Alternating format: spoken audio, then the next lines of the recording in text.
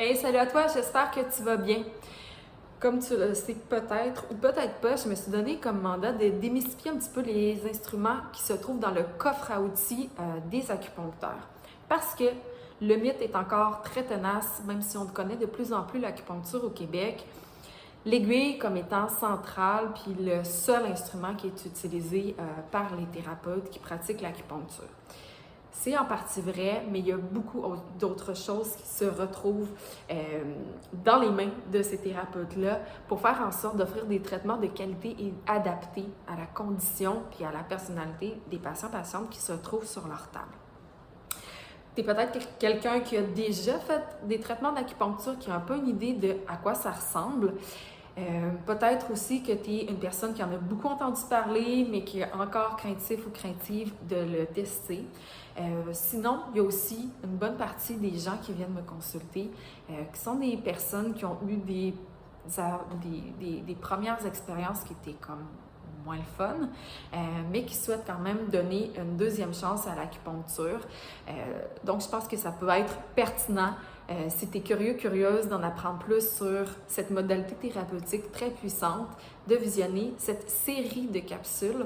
Il y a 8 capsules au total dans lesquelles je parle des différents instruments que j'utilise comme thérapeute. Tu as dû t'en rendre compte, je suis acupuncteur dans la vie, je m'appelle Audrey. Je suis un peu un Mr. Gadget, inspecteur gadget de l'acupuncture. J'ai une approche qui est extrêmement variée, autant en termes de techniques que d'instruments que j'utilise. J'aime ça aller chercher des combinaisons de différents instruments pour offrir le plus possible des soins qui sont personnalisés. Dans la capsule-ci, dans cette vidéo-ci, je vais te parler plus spécifiquement de quelque chose dont on parle peu souvent, mais les différents instruments qui peuvent être utilisés pour continuer les soins à la maison. Reste à l'écoute!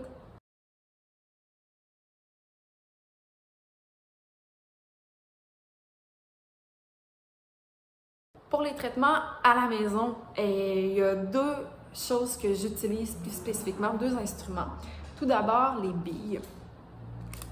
Je te montre ça. C'est des micro-billes en métal qui sont maintenues par un petit collant. On les pose où, ces billes-là? On les pose au niveau de l'oreille. On utilise le microsystème de l'auriculothérapie. Il y a une reproduction de la cartographie du corps, en fait, au niveau de l'oreille. Souvent, en fin de traitement, par exemple, si on a travaillé sur une douleur à l'épaule, je vais pouvoir aller mettre une bille au niveau de la correspondance, au niveau de l'oreille, de la zone de l'épaule.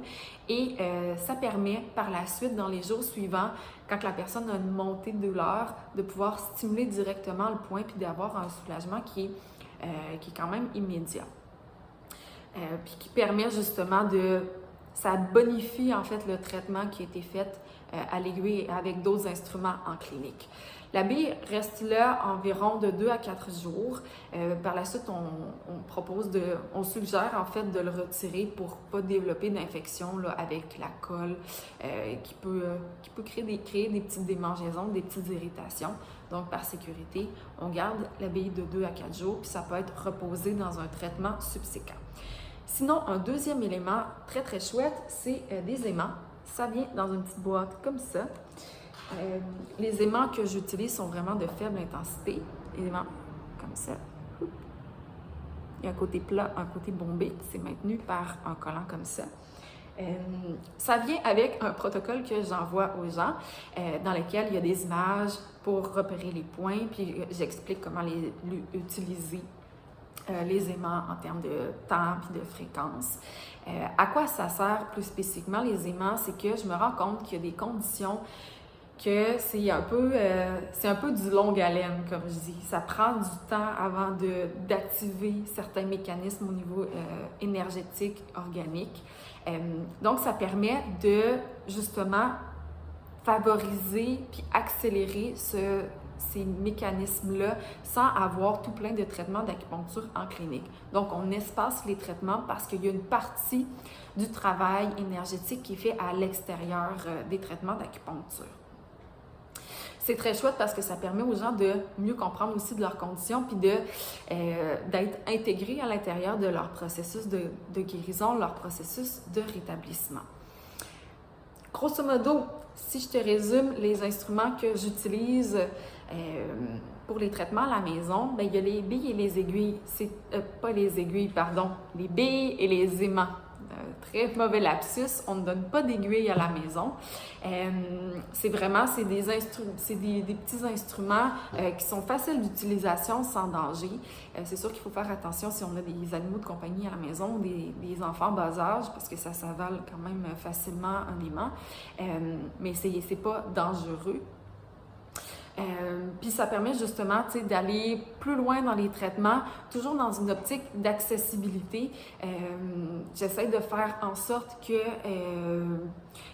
de m'adapter le plus possible là, à la réalité financière puis à la réalité en termes de temps puis de conditions familiales aussi des gens. Donc avec des traitements, des petits protocoles à la maison, des autoprotocoles en fait, ça permet d'aller un peu plus loin, un peu plus rapidement, puis de pouvoir maximiser les effets des traitements d'acupuncture qu'on fait en clinique.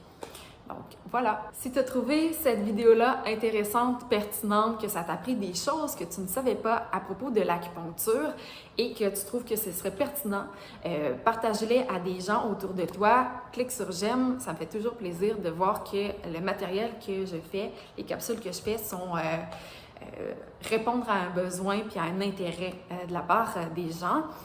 Si toi, tu souhaites en connaître davantage sur l'acupuncture et c'est bien fait, je t'invite à télécharger mon guide gratuit « Comment soulager 7 maux du quotidien » en cliquant sur le lien qui est juste sous la vidéo. Sinon, on se voit dans une prochaine capsule. À bientôt! Bye!